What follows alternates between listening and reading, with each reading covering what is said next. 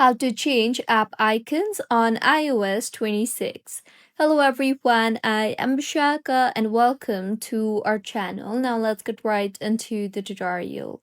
Firstly, go to your home screen and tap hold on your home screen until the app starts to jiggle.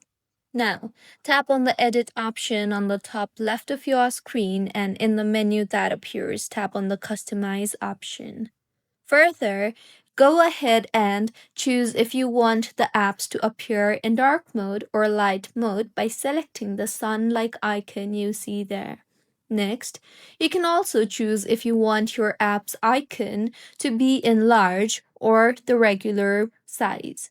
Next, go ahead and choose if you want your apps to appear as default or appear as dark or appear as clear, where you can select if you want clear in light mode or in dark mode.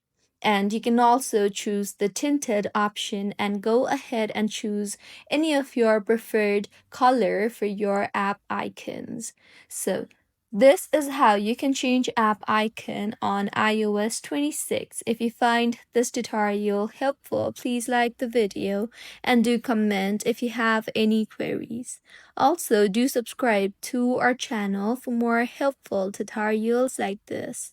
See you on the next one.